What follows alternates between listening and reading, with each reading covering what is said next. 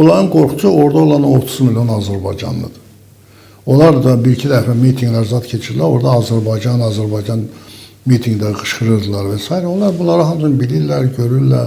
Azərbaycandakı ictimai siyasi vəziyyəti də görürlər, bilirlər.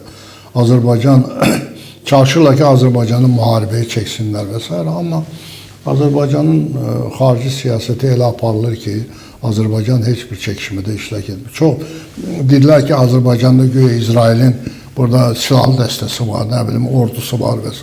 Hani göstərin də, indi mən işləmişəm, bilirəm Azərbaycanda nə var, nə yoxdur. Yenə deyirdi ki, Türkiyənin ordusu var, yəni başa düşərdi. Amma İsrailin ordusu, İsrail düzdür, Azərbaycana kömək eləyib, indi də kömək eləyib. Hərbimizin qurulmasında, müəyyən avadanlığımızın yenilənməsində və s. iştirak ediblər, indi iştirak edib. Burada qeyri-adi nə var ki? Kənd sərfatına yardımda iştirak ediblər, müəyyən proyektlərin icrasında və s. Amma daha burada İsrail ordusu olması, əvvəl Azərbaycanın ərazisində yalnız Rus ordusu olub, Sovet vaxtında. O da müstəqillikdən sonra çıxarılıb hamısı. Azərbaycanın özünün ordusundan başqa Azərbaycanın heç bir ordu yoxdur. Faik bəy, elə Ukraynanın son zamanlarda Rusiya və İrana Xəzər dənizi hövzəsindən hücumları görürük tez-tez və bu zaman Xəzər dənizini biz hər zaman sülh dənizi kimi bilmişik və artıq bunun nəticədə axı bu müharibə dənizinə çevrilmiş olur. Bu halda Azərbaycanı hansı risklər gözləyir? Ümumiyyətlə, Ukraynanın Xəzər dənizini vurması əlbəttə bu yaxşı hadisə deyil. Təkcə Rusiya, İran üçün yox, o cümlədən bizim üçün də. Çünki Xəzər dənizinin bir hissəsi də bizimdir. Baxma ki, nə qədər bölünsə də orada bizim işçilərimiz var, oradan biz neft çıxartırıq, orada bizim balıqçılarımız var, gəmilərimiz var və s. O dron başqa yerə də düşə bilərdi və s. Amma oradan onlar əsas iddia edirlər ki, həmin Xəzər dənizinin İrana məxsus hissəsindən Rusiyaya müəyyən silahlar daşınır. Vurulan gəmi də deyil, silah gəmisi olub güya orada və s. Amma ümumi götürəndə əlbəttə bu yaxşı hadisədir. Bunu çalışmaq lazımdır ki, ümumiyyətlə Xəzər dənizində problem olmasın.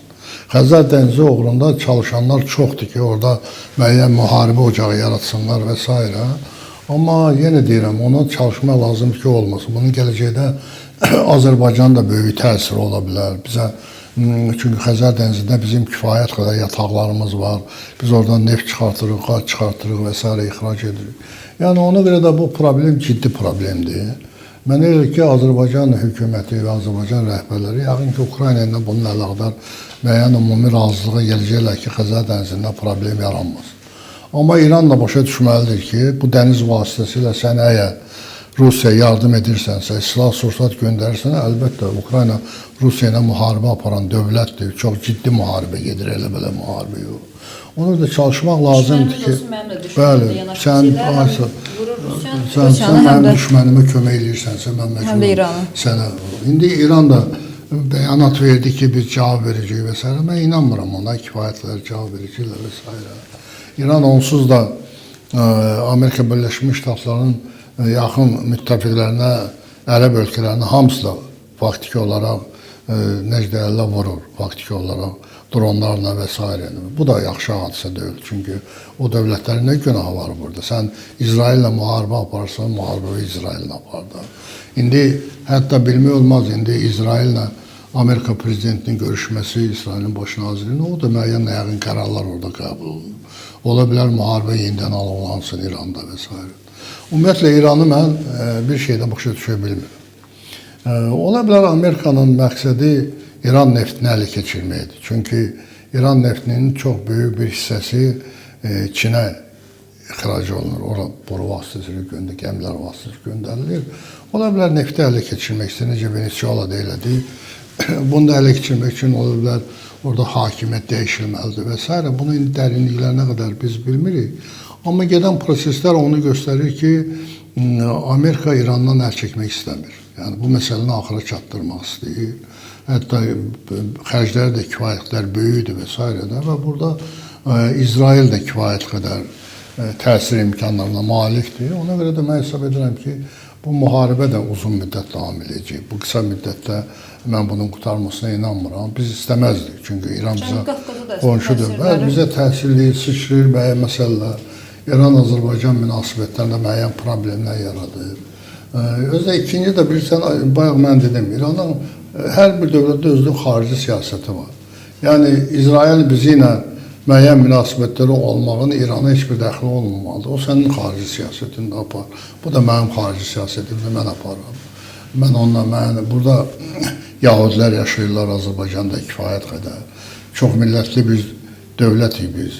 Ona görə bu multikultural dövlətik, burada bizdə problem yoxdur. Ona da İran da bunları başa düşməlidir və s. Yenə deyirəm, baxma ki, indi müəyyən danışıqlar gedir. İran da, mən bilirəm ki, pərdə arxasında müəyyən danışıqlar aparırlar, Amerika ilə görüşürlər. Amma bu müharibə qısa müddətdə bitən deyil. Yəni, nəticələr əldə olunacaq. Bəli, nəticələr, Amerikanın qoyduğu məqsəd var. Və o nəticəni çatana qədər bu müharibə davam edəcək. Biraz da öz elə sülh məsələmizə toxunaq. Ermənistanla sülh müqaviləsi görürsüz biraz uzanır, yubanır. Müəyyən bəhanələrlə Paşinyan yenə də sanki manevr edir, biraz da uzadır bu sülh müqaviləsini. Sizcə nə vaxt mümkün olar sülh müqaviləsinin imzalanması? Sanki Paşinyan yenə manipulyasiya eləyir. Bu ilin axırına qədər bu müqavilə imzalayacaq. Nəyə görə? Çünki ortada Amerikanın prezidenti var, Trump. O çox çalışır ki, bu müqavilə imzalansın. Bir dəfəlik Azərbaycan-Ermənistan arasında olan münaqişə bir dəfəlik həll olur. Düzdür, orada bizim tələbimiz var, referendum keçirilməlidir və deməli, konstitusiyadan o bənd, işğalçılıq siyasəti olan bənd, o götürülməlidir. Amma buna da müəyyən qədər vaxt lazımdır və hal-hazırda da Paşinyanın özünün vəziyyəti o qədər də yaxşı deyil. Daxildə fikir verirsə nə qədər yer dəyişmələr var və s.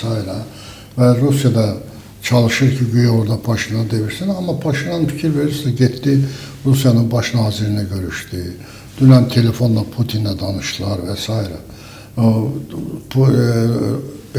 Orada ordu qalıb, Rusiyanın ordusu orada çıxarılmır və s.